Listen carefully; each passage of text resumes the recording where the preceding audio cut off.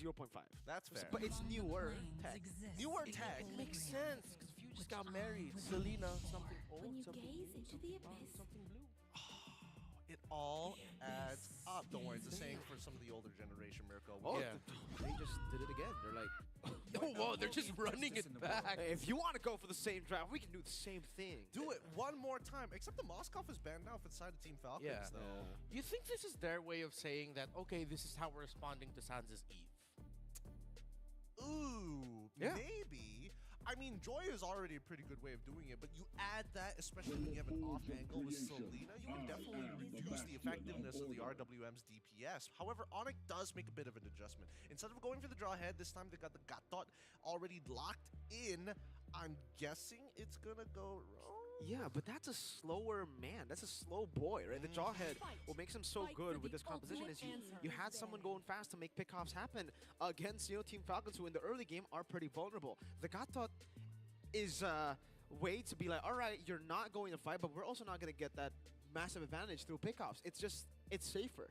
Yeah, and at the same time, one thing I've also realized seeing SPS a little bit more is that the Gata Kacha, okay, when you're up against pickoff, there's always that chance for you to just waste abilities and just fly out with an Avatar of Guardian. At the same time, if the Selena or the Cho entry at the wrong time, suddenly it gets turned around on them, they get taunted, and then there's a moment for the Gata Kacha's teammates to back him up.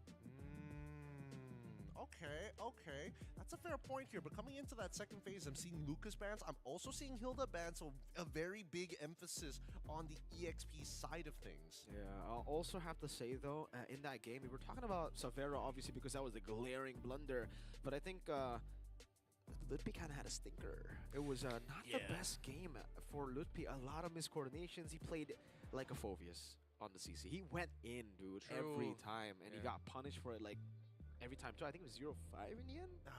Yeah. I mean, that's kind of like CC in a nutshell, right? If you're like really hard dominating on CC, the game is basically over anyways, right? It's a force multiplier, and it doesn't really save you from a bad scenario anyways. We do see the high loss follow-up ban coming in from Onic Esports. Keep in mind, Onic Esports on the red side and Team Falcons on the blue. Final ban coming up for the side of Team Falcons, and maybe this might give us an idea of where they want to go, because as for mentioned, right, now that the mid trios have kind of been secured for either side, the only real difference that we're going to see are picks in the gold. Your team is picking.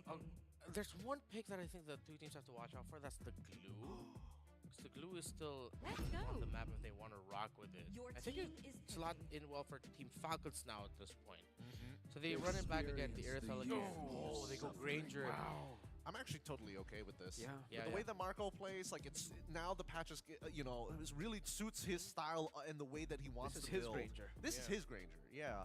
Coming into this though, we still need that final pick. His Team Falcons must show who their EXP lane matchup is going to be. And I don't think there's much safe options other than like Glue, I guess. Because no record yet for Ludpi actually using this Gatot Kacha. It is a high chance that's going into the hands of... oh, no, I just saw what it is. Oh, man. It's a stinker! Even though the other one's open. And obviously, it's the Uranus. And it's... I wonder what Onic Esports is going to pick. CC was banned, right? No, it was not. Oh, wow. What a surprise. Huge surprises here. Man. What's up with the Uranus? Seriously. Yeah, is there something we don't know? It probably has been dominating in scrims. What other reason would it be so, like, Brio over CC? I think the only thing is if the lanes go even prior to level 4 and Uranus is able to get some steel leggings to kind of survive the early laning phase, then technically, as long as they scale at equal gold, they should. Eventually, Uranus will be like, I'm going to waste like 2 minutes worth of your life. Yeah. It feels like I'm seeing what happened in MPL Philippines last season, where people were still picking Arlot into Phoveus, and then after the 6 straight wins by Phoveus against Arlot, no one still got that Arlot just pretty much empowers Phoveus a lot. So, I don't know what's going on. Hey, we don't know what's going to go on. I'll leave it to you boys to catch the action here. Good luck to all of our viewers out there trying to make a prediction on this. Mirko, Rimar, take it away. All right, folks. It's the battle again. Once and for all for Falcons to beat and eliminate Onic ID to march forward to lower brackets. Lower bracket finals it is. Yeah. Ladies and gentlemen, it's time for us to take flight once again as we see the battle of the skies. Team Falcons versus Onic Esports. Okay, so from everything we've learned about Uranus versus CC so far in the SPS is that it's a dead lane, but then there's a point where CC just leaves the Uranus in the EXP lane while it becomes a 5v4 in the map because the Uranus is just there not being able to help his own teammates. Yeah, it's a sussy lane. It definitely is a Yes. sussy lane, right? Here though, good clear. Amazing actually from Team Falcons. They have the Cho that can actually match the mid prio this time around. Against the Jawhead, maybe you have a bit more pressure to play with for Onic Esports, but now that it's a Cho versus Gatot, Cho has a way to clear very, very fast too with Concussive Blast. Onic ID though will definitely be looking to invade early, and that's what they're doing here. Okay, Q gets a little arrow combo a little bit onto Kyrie. Spellvamp is already going to be gone, but the Revitalize is there to help out Kyrie. No level 4s just yet for the jungler, so I like this. Aggressive poking and taking of the green camps. Team Falcons still get away. Flicker though, burnt out by few. Kyrie level 4. He's trying to make his way, has the retribution to stop Kyle. Oh, and he commits it. Able to take away the Scaled Lizard, and now it's a slight advantage for Kyrie. Actually, no, at this point, yeah, like 30% of an advantage for Kyrie in terms of the XP. No level 3, no level 4 here for Kyle TZ. He's gonna have to wait for purple buff before he gets it. Yeah. Turtle number 1 should be better for Onic Esports in general, even without that lead, but now even more so. Ogren forced to recall, I believe. Yep. Are they really going to try to get this, or does he just want to get a bit of that XP grab? Because that's 4 members of Onic Esports in the turtle. It looks like Team Falcons want to commit it. They want to try. Kyrie's still able to win the retribution battle. Real world manipulation. Kyrie's still alive. Ogwen with a flicker. Jeet Kundo takes down Kyrie. Ogwen gets first blood against the jungler of Onic Esports. While it's only Flap easy down for Team Falcons. It's a longer fight, and a longer fight that did not go well for either two teams. Keyboy brought low. That's a 2-for-2 trade. They're just scrapping again. Oh man, you can never escape it when Onic and Team Falcons go at it. These are the two bitter rivals of the past, of the entire year of 2023. We just saw these two battle it out, and again, they know each other so well. It's gotten to a point of stand here and throw your punches. Come on, we've done this for so long. Let's just not stop. Let's just keep fighting. I had to correct myself. It's actually a 3-2 trade that happened after that long engagement. But yeah, that just went on for so long that people are just coming back a little bit because the respawn timers are just fast at this point in the game. So that's a signal for both of these two teams. Like, nothing is gonna come easy. I really thought Team Falcons would back off there, but they still committed. The fact that they still committed into what looked like a losing fight and they won it means that they're just doing things really, really well here, right? Team Falcons were able to actually kind of like make it super messy against Sans. If he doesn't get a proper front to back, it's really tough to play the composition. And now they're trying to invade again. Ogwen gonna get blasted down. Real world manipulation by Sans. AOG by Keyboy on the dot. Gets Flap TZ. Onic Esports can still take this purple buff away. Kyrie with a stun at the Flap TZ, and the Uranus goes down. One of the disadvantages of having an EXP laner with no crowd control or barely any hard crowd control is that you're just a sponge, and it's hard to stop invades. Hold up, though. I just realized that this is a different version. Kyrie stunned. Okay, Kyle TZ. Electrifying beats committed already. Ludpi able to tell Kyle TZ you need to back off. Okay, back to my point here. Unless they want to go, nah, it's just Abyssal Traps. Kyrie has to respect this. Doesn't know where the joy is. Throws another Abyssal Arrow, and these two are stuck up top. Few is zoning them. Look at Kyrie, he's not even going to recall. He's like, all right, you have taken the turtle. Your pressure has given the turtle to your team. That's just the Selena stopping the CC and the Suyo. Man marked and spotted by Few. If you don't know, this is Few's old favorite back in Season 2 of MPL Philippines. He was the Selena of the country. He was him, or he was her, Selena? Yeah. Yeah. Okay. Yeah. So, yeah. Both are right. Both are right. Team Falcons, they are playing such a chaotic game, and again, it's always good for Team Falcons with this kind of composition.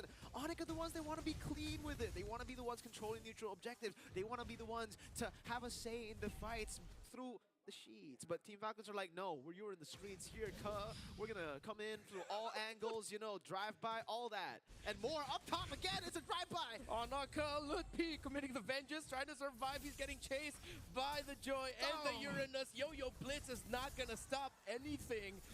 And now I think we're seeing the positive side of the Uranus CC matchup. They even have the electrifying beats, fool. Oh man, they got the beats to play for this matchup. And again, Uranus revitalized. That's the difference that we've seen here compared to the other games. It's been Purify for Luke and for Lutpi, and then we saw it one more time, I believe, right? Yeah. It was also Purify. So first time that we are seeing a revitalize here in the SPS for Uranus, and it might be the best choice. I thought that was going to be what we saw from the first game when Luke picked it up. I thought it would just be revitalized Uranus. So it seems like if you control the center of the map well enough so that the CC doesn't help, CC can just actually get stuck and then gank while the Uranus is winning lane.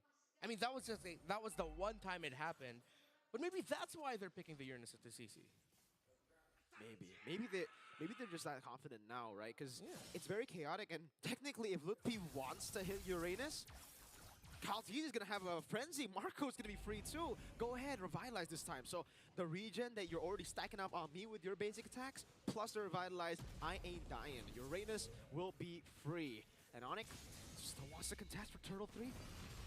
Okay, Missile arrow lands at the key boy. That could be big, but Sands with the Starfield right away. Whoa. Punishing the Uranus that gets deleted. Advantage for Onic Esports, but they don't have a big ticket ultimate. AOG though, Keyboy not gonna land it. Ogwin getting zoned out. Kyle TZ still here. Few gets taken out by Severo in the mid lane. And that means Team Falcons needs to back off away from this as Kyle TZ already used the beats. Another brawl, but this time it's Onic Esports who get the dub. It wasn't fully coordinated by Team Falcons. Flap TZ walked up, baited some resources, but Kyle wasn't able to get past the wall for the electrifying beats on all the low members of Onic Esports. And on top of the turtle, that's Kyrie with a steal on orange buff. So it'll just be a purple for this Joy. And now Severo doing the same thing at around this time in the game. Third turtle, get aggro. Suddenly surprise a few, and suddenly with a kick, it's Ogwin surprising Lutpi this time around. Super Marco getting his first kill onto the board. Boy still spots Flap TZ, and since Super Marco has the Sky Piercer, that is his first set of stacks on that. I wonder why Lutpi, dashed away and then boing back. It's like, yeah, he could have just jumped away after that. But I guess he didn't expect Ogwin to pull off, Kung Fu kick there, back again, and we're back to finally a slower game, or back to like slow tempo. It seems that pickoff has really given both teams, a reality check of like, guys, just calm down a bit. There are no neutral objectives. Maybe we shouldn't be brawling all the time. It also seems like continuing the trend of game number 1, Ogwin just has, as I said, on Lutpi, that if Lutpi just shows an inch of getting kicked, then Ogwin will like, I'm still gonna commit it.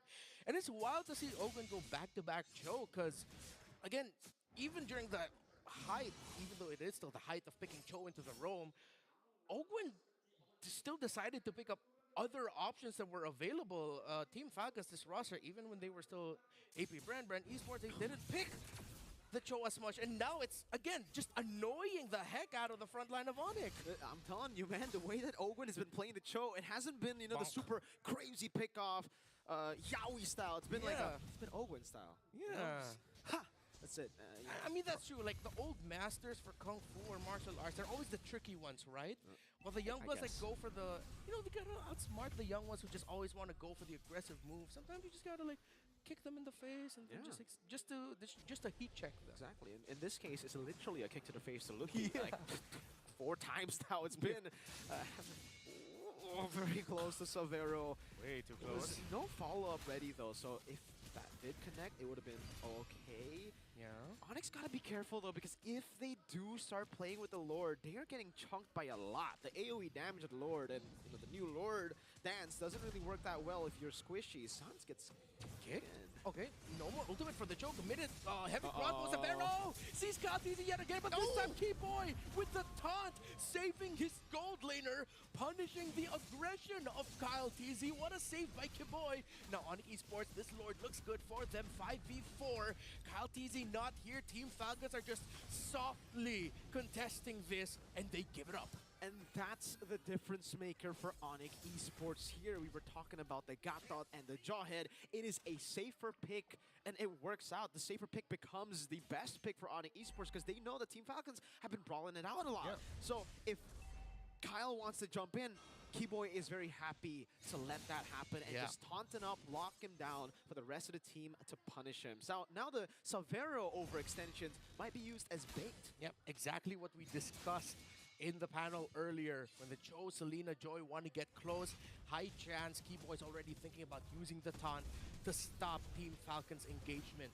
Now Onic Esports in a much better spot compared to game number 1. AOG and the real world manipulation takes down the Granger. All the reach and all the set as Kyle Deasy gets pushed back by Kyrie, and Onic Esports are pushing into the base of Team Falcons, threatening all of their turrets. One more minion wave. Sans, no RWM, a lot of ults already used. 4 ultimates to be exact. Kaltizi still has the electrifying beats, but Keyboy, there you go. The Gata Kacha zones them away. Onic Esports are still here. They're still Hella Towers top side, but they're just so confident with the lead that they have. And Flap Teasy can only stand and watch. He cannot get the entry because it's not him making the entry. He's waiting for someone to get a catch, and then he goes in. Uranus is just there. He's existing. You Yeah. know, a lot of times we see in these games, Team Falcons are back to just housekeeping. They need to deal with the waves constantly coming down, and I don't think they'll be able to actually deal with the top wave here. Onic have a bit too many resources, have too much manpower for Falcons to defend it. So even with the Granger here, it is just Onic Esports with the control up top, and Team Falcons will try to go for a steal. They will be able to take it. It's like the opposite of he is him. It's just he's just there. He's just there. He's just there. He's just doing what he can, providing the vision, but with no hard CC, you can't set as the EXP laner. All the set is coming from the skill shots of the Cho and the Selena. And Onic Esports will continue and can continue this aggression that they're showing in the jungle of Team Falcons as Flap TZ is man-checking Savero right now. Abyssal Arrow entry, and that's going to be a kick by Ogwin onto Ludwig. Vengeance up, and the Starfield perfect as well. Savero going in with the entry, but disciplined this time around. But the gold leader of Onic Esports, no kick, no more sets, and Onic Esports will just back off, but Abyssal Arrow lands, but everyone else is too far to follow up. Okay. Back again to Onic Esports, taking a lot of punches. Team Falcons also, but no one dies. They're just taking a whole lot of punches, and they are back to waiting for the neutral objective. Let's take the item check here. All the leads towards the right side here. Yep. Onic Esports holding all the leads, especially again in the mid lane. Sans has been the guy who's had the biggest lead. So far though, from game 1 at least, from what we've seen, as we get into the late game, Sans' lead doesn't really amount to much because the items that he has gotten is for damage, and the damage that he needs to push out is through real-world inflation. But the damage not quite there yet for this Granger, and Starfield perfect by Sans. AOG to zone out. Kaltizi cannot even get close to the Lord as Ogwin almost gets taken down by Savero. They can escape without losing a life, but another major objective gone for Team Falcons. Again, for Sans, a lot of the damage comes through the RWM, which relies on Onic Esports playing it clean, having a proper front to back. In that case right there, Onic was able to create a line for Team Falcons that Falcons were not able to cross again through the pick of Gata Kacha. Now that they have the front to back already very, very clean with the Gata Kacha and with the peel they have, it seems they're just going to have a better way to tackle this game. And for Team Falcons, they'll have to be extra creative now to look for an angle of attack. Because previous game, they had a Moskov to always have, side lane control. Now they don't. Now they have Granger, who adds more in team fights. Or even then, I don't know, like adds more in poke. In team fights, Moskov, Granger, debatable. Yeah, it's a little bit more honest this time around, the approach that Team Falcons needs to go on. But speaking of honesty, Kyle Teasy showing himself up in a flank angle. Electrifying Beast already used. The Starfield perfect. AOG does not land, but they're zoning out. Keyboy already brought low. Flap Teasy as well. A kick by Ogwin. He finds Sans. A little bit of a miracle for Team Falcons, but Onic Esports, they just back off. Wow. They don't want to contest it anymore. What a kick by the Master. Ogwin, well played. Master Ogwin with a masterful kick that has just possibly saved the game for Team Falcons. Had Onic Esports still, had Sans in the skirmish, maybe he would be able to, poke him down a bit more. Marco now has the win of nature. Ogwin's looking for more. Harry stuns him up. Oh, Shifu, just gets blasted by Savero. And Onic Esports look to capitalize on the poke. What Savero looks like, he's going to get punished this time by Marco and Kyle. The members of Onic were zoned. Savero went in alone. glimpses of game one. Savero, way too aggressive. Goes in, heavy crossbow.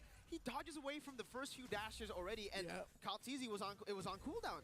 Kaltizi runs away, and Onic decide, you know, all right, let's go for the Uranus. But Savero decides, I'm going to chase Kaltizi. I have enough damage to take him down. Didn't account for Super Marco, who was still there, and the rest of the team that was there to back him up. And Onic Esports will now have to be very, very clean. Again, it's all about playing the proper front to back. They could never get baited by Team Falcons to break formation. If they do, Falcons are the one with the advantage. One turret, that's all that stands in their base, but they know they can't just sit back. They need to be proactive with getting positioning in the map. Flapteezy able to split push at the top. That's going to be a turret down. Even if it doesn't get taken down, I mean, it's just a tickle away. And Team Falcons are answering the split push of Kiboy. Okay, poke. There's going to be a full fight. This could make or break the game already. For Onic Esports, it seems the decision is, well, we got to make a decision quick. They have to just stay decisive right now, because for Team Falcons, they're the ones, despite not having, you know, two base turrets, who have the better setup. Slow push was built down below. An Abyssal Arrow, luckily it didn't land on Sans. That could have been very deadly. Onic decided to go Lord. Ogren and Kiboy both handling the right shrub right now. Abyssal Arrow will land to get the damage from the Lord, and onto Lutfi means that's advantage for Team Falcons. And a kick by Ogren onto Kiboy. Kaltizi immediately finds Sans, has to cancel the star field. That's going to be a punish by Onic Esports onto Flapteezy, but Kiboy falls down as well. Few has been dictating the fights with the Abyssal Arrows, constantly poking Lutfi down. He was a full HP CC, and all of a sudden you see him, and he was 1 HP. Flapteezy went in a bit too aggressive. Savero! Oh, he finds Few! And Savero! Perfect timing, finally, with this aggression, finds the right mark. The man that we just mentioned has been messing up Onic. I gotta give him props, man. This guy has so much, like, bravery. The fact that it's ended up being a blunder 3 times, you would expect a lot of players to be like, all right, I'm never going to do that again. Savero says, no, I'll double down. I am the double-edged sword of Onic Esports, and I will try to win the game for the team. Ogwen lands the kick. Kaltizi there. Starfield brought down. Sans is the target. They want the Eve, but the Eve still stands. Ogwen alive. The Windtalker damage not going to be enough. The Immortality still unpopped. Lutfi Vengeance already utilized as well. 5v5 in this push with the Lord, with the minion waves. Onic Esports, Sans is still here thanks to the Revitalize, a stun onto Kyrie, and Team Falcons holding on, doing everything they can, while Onic Esports wants to end. Flapteezy brought low, and Onic Esports, let's see if they're just gonna throw bodies. They have it locked in the base, the minions too much, and uno, dos, we are going to a game numero tres. Did you really expect this old guard battle to end in a sweep? Onic